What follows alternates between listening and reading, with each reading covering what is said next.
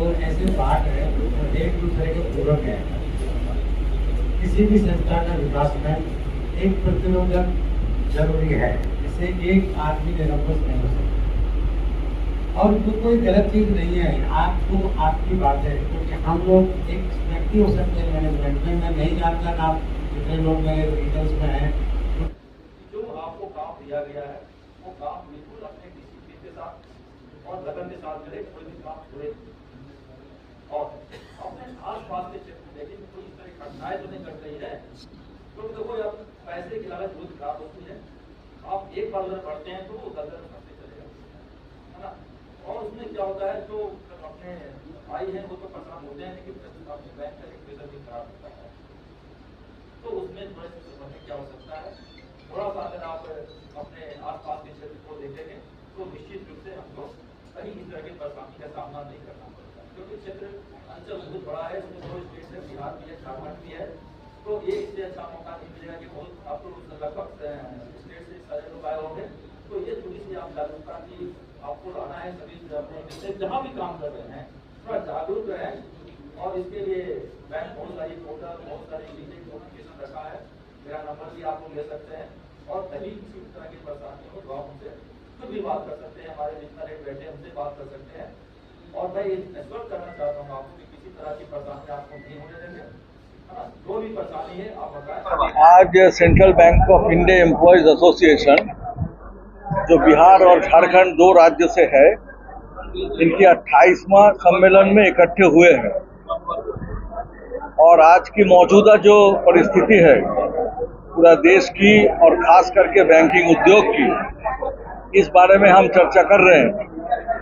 आपको पता है कि पिछले मार्च के 24 और 25 2 दिन की हड़ताल की हमने ऐलान की थी बैंकों में, जिसमें कुछ चर्चा हुए थे। हमारी खास करके 2 मांगे थी। एक तो ये है कि नए दाखिला, आउटसोर्सिंग बंद करना और 5 दिवसीय सप्ताह। तो इस बारे में थोड़ी सी बातचीत हुई है बैंकर के साथ और आगे भी चर्चा होंगे। 5 दिवसीय सप्ताह जो है इसको भी हम जल्द से जल्द लागू करने की मांग कर रहे हैं। और इसके साथ साथ जो आ रहा है कि मौजूदा देश की मजदूर वर्ग की ऊपर जो हमला हो रहा है, इसके खिलाफ मजदूर वर्ग ने 20 मई को आम हड़ताल की ऐलान की है, जिस बारे में रंजन जी ने आप लोगों को रोशनी डाले हैं। तो इसमें भी हम लोग आज चर्चा करेंगे कि हमें अपने ग्राहक जो है इनके पास पहुंचना है, आम आदमी के पास पहुंचना है, क्योंकि सार्वजनिक क्षेत्रों की निजीकरण की जो साजिश केंद्र सरकार की तरफ से चल रहा है, इसके खिलाफ हमको लोगों को इकट्ठे करने हैं। तो इसीलिए हम जो प्रेस है, जो मीडिया है, जो लगातार हमारी आंदोलन में हमारे साथ देते आए हुए हैं, हमारी ये उम्मीद रहेगी कि आने वाले दिन में भी वो ये साथ देते रहेंगे, क्योंकि हमारी लड़ाई सिर्फ बैंकों की एम्प्लॉय की पैसा बढ़ाने के लिए नहीं, लेकिन सार्वजनिक क्षेत्र की बैंकों को बचाने की लड़ाई है, जो हमारी देश की आर्थिक व्यवस्था को बचाने के लिए एक भूमिका निभाते आई है पिछले 55 सालों से, आने वाले दिन में भी रहेंगे। यही उम्मीद के साथ आज हम इस सम्मेलन में इकट्ठे हुए हैं। आप सबको मैं bank employees federation of India केंद्रीय कमेटी की तरफ से भी शुक्रिया अदा करता हूँ। मैं Debashish Basu Chowdhury, bank employees federation of India. 22वां द्विवार्षिक सम्मेलन हो रहा है। इस सम्मेलन में बिहार झारखंड के कोने कोने से सेंट्रल बैंक के कर्मचारी यहाँ शिरकत कर रहे हैं। और इस सम्मेलन में हम लोग सेंट्रल बैंक कर्मचारियों की विभिन्न समस्याओं के बारे में बातचीत करेंगे।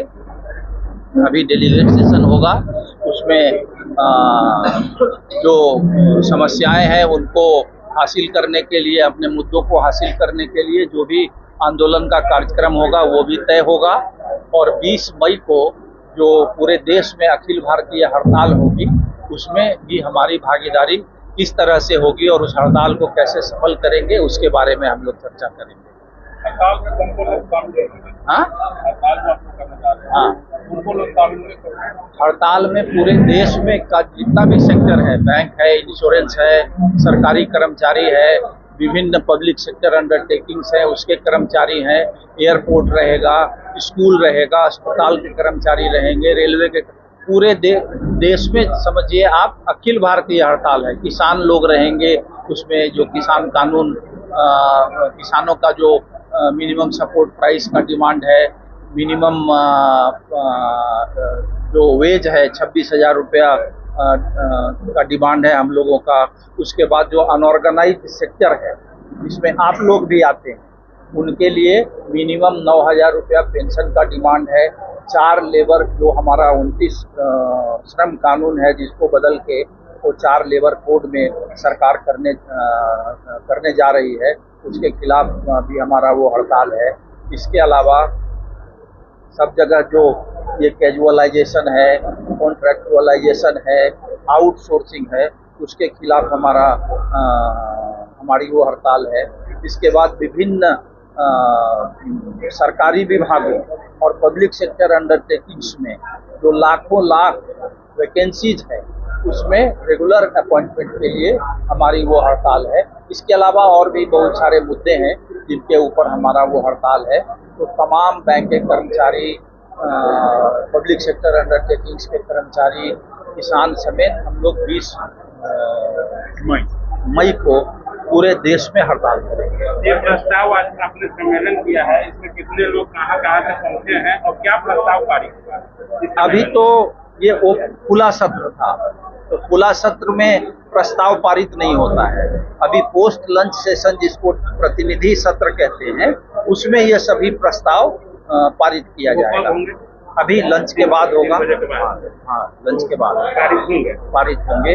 और अगली कार्यकारिणी के लिए जो कार्यकारिणी समिति होगी उसका चुनाव भी होगा। आज ही होगी? आज ही होगी। हाँ, आज ही। परिचय दें सर अपना। हाँ, अपना परिचय दें। रंजन राज, महासचिव बैंक एम्प्लॉयज फेडरेशन बिहार। आज 28 को जो हमारे प्रस्ताव में क्या क्या रहेंगे ये थोड़ा बता दिया जाए। हमारे जो ये 28वां सम्मेलन हो रहा है, हमारे Bihar provincial central bank of India employees association, इसमें प्रस्ताव में जो है वो पहला मुद्दा जो है वो प्रस्ताव में रहेगा जो वैकेंसी, जो रंजन जी ने बोला है, जो पूरा वैकेंसीज फिलअप करना है परमानेंट एम्प्लॉयज, और ये परमानेंट एम्प्लॉय के जगह में वो कॉन्ट्रैक्चुअल एम्प्लॉय या कोई आउटसोर्सिंग ये हम लोग नहीं चाहते। और आउटसोर्स कॉन्ट्रैक्चुअल एम्प्लॉयज जो है, जो है उन लोगों को अगर परमानेंट करने का भी हम लोगों का मांग है। तो प्रस्ताव ऐसे ही पारित होगा।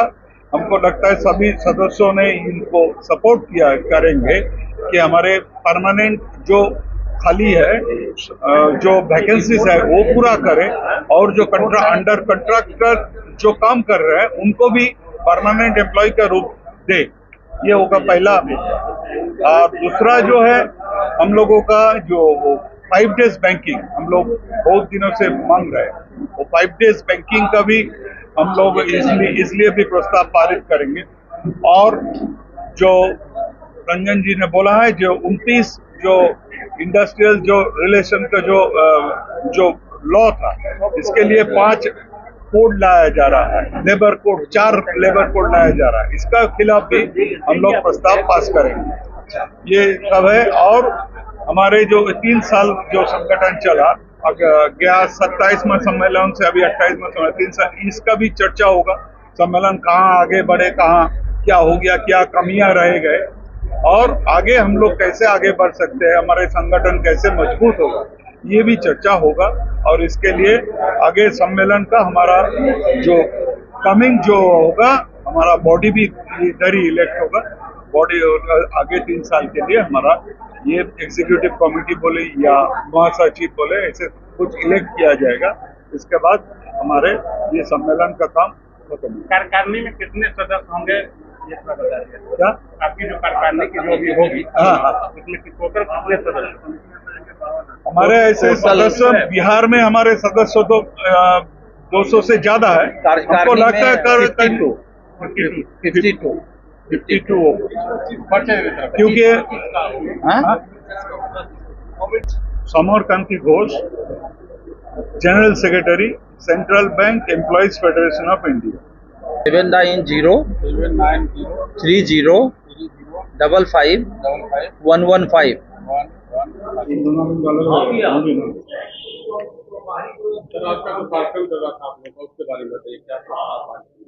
हमारा आज का जो द्विवार्षिक सम्मेलन 28वां द्विवार्षिक सम्मेलन Bihar provincial central bank of India employees association BPCBIA, जो हमारे ऑल इंडिया संगठन बेफी से bank employees federation of India से संबंधित है।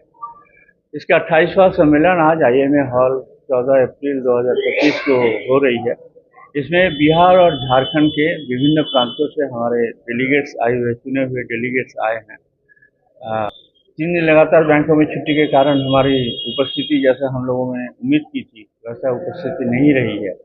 आज के सम्मेलन में मुख्य रूप से हम लोग को द्विवार्षिक सम्मेलन है। हर 2 साल में हमारा 2-2.5 साल के अंदर में हम लोग ये सम्मेलन करते हैं। इसका उद्देश्य होता है कि पिछला सम्मेलन से लेकर आज तक का जो क्रियाकलाप है हमारे यूनियन का, उसका अवलोकन करना, उसमें क्या तरह के हम लोग फर्दर उसमें डेवलपमेंट कर सकते हैं, इस तरह से हमारा संगठन को आगे बढ़ा सकते हैं। साथ ही हमारी चर्चा का विषय रहती है कि बैंकों की वर्तमान परिस्थिति, देश की केंद्रीय सरकार की नीति जो आज के दिन में कर्मचारी विरोधी, श्रमिक विरोधी, किसान विरोधी, आम नागरिक विरोधी नीति केंद्रीय सरकार की है, उसके बारे में भी हम लोग अपने कॉमरेड्स को आगाह करते हैं। और हमारे क्या कार्यक्रम होना चाहिए। हमारा बैंक एम्प्लॉय जो देश की पूंजी व्यवस्था में, अर्थनीति में अहम भूमिका निभाती है, हमारी भूमिका क्या होना चाहिए। आज देश के बेकार, हमारे देश में पिछले 14 सालों में सबसे अधिक 43% अनएम्प्लॉयड यूथ बढ़ गया है। अनएम्प्लॉयड यूथ की संख्या 43% हो गई है। संसद में CPM केरल से एक CPM सदाशिवन के एक सवाल के जवाब में हमारे केंद्रीय वित्त मंत्री ने जवाब दिया कि सभी बैंकों में बहाली हुई है। सेंट्रल बैंक में पिछले 3 सालों में 16,000 बहाली हुई है, जो सरासर गलत और झूठा है। कौन सा बहाली हुई है? बैंकों में आज जो इंडस्ट्री में जैसा होता है अप्रेंटिस की बहाली हो रही है। अप्रेंटिसशिप क्या है? 1 साल की ये एक देश के नौजवान को बर्बाद कर रहे हैं। उससे 850 रुपये का फीस लेकर एक फॉर्म भराया जाता है। वो जो बहाली की प्रोसीजर होती है, प्रक्रिया होती है, रिटन टेस्ट होता है, इंटरव्यू होता है, उस दौर से गुजरने के बाद उसको 1 साल के लिए बैंक में नौकरी मिलती है और उसका तनख्वाह 10 से 15,000, 10,000 रूरल एरिया में, 15,000 शहरी एरिया में उसको तनख्वाह मिलती है। 1 साल बाद उसको टर्मिनेट कर दिया जाता है। फिर दूसरा साल 1 साल के लिए दूसरा कैंडिडेट को लिया जाता है। इस तरह का बहाली जो हमारे केंद्रीय वित्त मंत्री ने संसद भवन में कहा है कि 16,000 बहाली है, इस तरह की बहाली है। हमें दुख होती है कि हमारी जो विरोधी पार्टी संसद में है उसकी इसकी पूरी जानकारी भी नहीं है। उन्हें तुरंत इस बात का ऑपोजिशन करना चाहिए था कि बहाली किस तरह का है। आज केंद्र सरकार की नीति है कि परमानेंटली टेम्पोररी एम्प्लॉय को रिक्रूट करना है, स्थायी रूप से अस्थायी कर्मचारी की बहाली, परमानेंटली टेम्पोररी रिक्रूटमेंट, जैसे अप्रेंटिस हुआ, कैजुअलाइजेशन हुआ, कॉन्ट्रेक्चुअलाइजेशन हुआ, ये सब परमानेंटली टेम्पोररी वर्कर्स है। इसका हम लोग विरोध करते हैं। आज के सम्मेलन में हम लोग इसका डिमांड करते हैं कि जो भी टेम्पोररी वर्कर्स है, जो भी अप्रेंटिस है, इसको पूर्णकालिक बहाली दिया जाए। बैंकों में ये स्थिति है। बैंकों में, सभी बैंकों में करोड़ों वैकेंसीज पड़ी हुई है। IBPS का थ्रू से जो बहाली होती है आज बहुत ही नगण्य है। हमारे बैंकों में या दूसरे बैंकों में ये नियुक्ति पर्याप्त नहीं है। मैं AK मोइत्रो